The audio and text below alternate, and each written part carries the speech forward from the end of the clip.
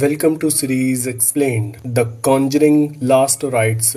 इस फिल्म का मेन फोकस है एक हॉन्टेड मिरर जो सुमरल फैमिली की जिंदगी को तबाह कर देता है। ये हॉन्टिंग नॉर्मल फ्लिकरिंग लाइट्स और रात की आवाज से बहुत आगे बढ़ जाती है। ये वॉयलेंट है, पर्सनल भी है और डायरेक्टली वॉन फैमिली से जुड़ी होती है। सबसे बड़ा ट्विस्ट, ये मिरर एक रैंडम कर्ज ऑब्जेक्ट नहीं है। इसका डायरेक्ट कनेक्शन इनीड और लॉरेन की बेटी जूडी से है। स्टार्टिंग से ही हिंट्स मिलते हैं कि ये मिरर डीमन जूडी की जिंदगी में हमेशा से शैडो बनकर घूम रहा था, उस दिन से जब वो पैदा हुई थी। वॉर्न जब सुमरल हंटिंग को इन्वेस्टिगेट करते हैं तो चीजें और भी डेंजरस हो जाती हैं जब डीमन खुद जूडी को टारगेट बना लेता है। सालों से जूडी विजन, स्कैरी शैडो और पैरानॉर्मल चीजों से परेशान थी, लेकिन फिल्म में क्लियर कर दिया गया है ये सब रैंडम एक्सपीरियंस नहीं थे, बल्कि उस मिरर डीमन की वजह से हुआ था। मिरर डीमन हमेशा जूडी के आसपास घूमते रहे हैं,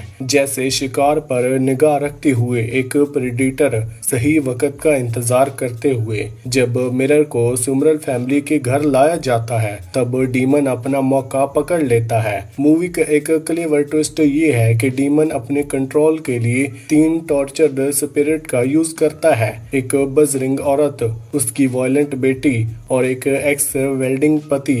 ये स्पिरिट खुद में ही बहुत स्केरी लगती है, लेकिन असल में ये सब सिर्फ पपेट्स हैं जो मिरर डीमन के कंट्रोल्स में उनके लिए काम कर रहे हैं। क्लाइमैक्स बहुत इंटेंस है। जूडी पूरी तरह पोजेस्ड हो जाती है, मिरर खुद एक वेपन बन जाता है। तब ईड, लॉरेन और जूडी का फियांसे टोनी मिलकर अपनी लाइफ की सबसे डिस्पायरेट फाइट लड़ते हैं, लेकिन इस दफा सिर्फ प्रेयर या होली वाटर से काम नहीं चलता। जरूरत होती है एक डीपर फोर्स की। जूडी की इनहेरिटेड एबिलिटीज, लॉरेन का साइकिक गिफ्ट और ईडी अनसिंकेबल फेथ, इन तीनों की ताकत मिलकर डीमन को वापस मिरर में ट्रैप कर देती है और इस तरह सुमरल हंटिंग खत्म हो जाती है। वॉरेन अपना फाइनल केस क्लोज कर देती है। यहाँ पर मूवी इमोशनल मोड में चली जाती है। वॉरेन का एंड किसी ट्रेजेडी या डिसअपियर में नहीं होता। वो डीमन के शिकार नहीं बनते, बल्कि लास्ट राइट उन्हें एक रेयर गिफ्ट देता है।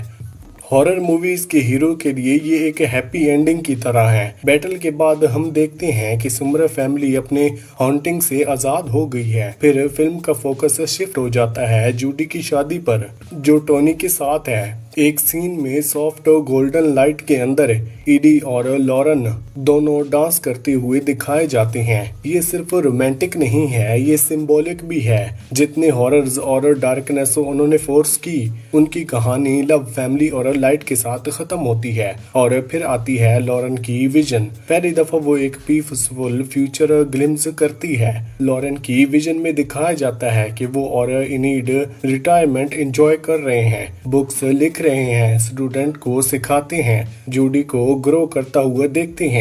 उसकी शादी होती है और फिर अपने ग्रैंड चिल्ड्रन के साथ टाइम गुजारते हैं। फिल्म रियलिटी को भी एक्नॉलेज करती है। ईडी की हेल्थ इश्यूज, उनका स्ट्रोक और उनकी इन्वेंशनल डेथ, थोड़ी ही देर बाद लॉरेन को भी गुजर जाना, लेकिन ट्यून ट्रेजिक नहीं है, अपलिफ्टिंग है। फिल्म ये दिखाती है कि वॉरेन का लेगेसी सिर्फ डीमन से फाइट करने तक लिमिटेड नहीं था, बल्कि अपने फैमिली को प्रोटेक्ट करना और दुनिया के लिए एक ब्यूटीफुल लेगेसी छोड़ जाना भी था। और सच कहें तो जूडी की शादी में लॉरेन का डांस करता हुआ फाइनल शॉट मॉडर्न हॉरर का एक परफेक्ट स्टैंड ऑफ लगता है। सबसे पहले आर्चियल फुटेज आता है रियल ईडी और लॉरेन वॉरेन का, जो हमें रिमाइंड करते हैं ये फिल्म असल लोगों से इंस्पायर्ड है। लेकिन फिर फाइनल स्टिंगर दिखाता है एक शॉट रियल ईड वॉरेन खड़े हुए उस हॉन्टेड मिरर के सामने जिससे ये कहानी इंस्पायर्ड हुई थी।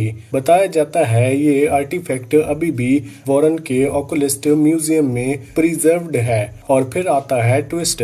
उसे आइडेंटिफाई किया जाता है एज अ कॉन्जरिंग मिरर, एक ऐसा टूल जिसका यूज लोग स्पिरिट सीमन करने के लिए यूज करते हैं। ये छोटा सा मोमेंट पूरी कहानी को रियल लाइफ माइथोलॉजी के साथ कनेक्ट करता है। ये लाइन ब्लर कर देता है फिक्शन और रियलिटी के बीच और हमें ये सोचने पर मजबूर कर देता है कि शायद वो मिरर डीमन अभी भी कहीं एग्जिस्ट करता है, क्योंकि अगर रियल मिरर अभी भी जिंदा है तो हो सकता है उसके अंदर का एंटिटी अभी भी जिंदा हो। फैंस का सबसे बड़ा सवाल था कि विलन पहली 3 फिल्मों में बादशाह था, वालक जो कि नन था और तीसरा ओकुलिस्ट, हर एक का नाम, एक फेस और एक स्ट्रॉन्ग प्रेजेंस थी। लेकिन लास्ट राइड में मिरर डीमन अलग था। ये हमेशा शेडोज में रहा, ना इसका क्लियर नाम दिया गया, ना इसका ट्रू फॉर्म प्रॉपरली दिखाया गया।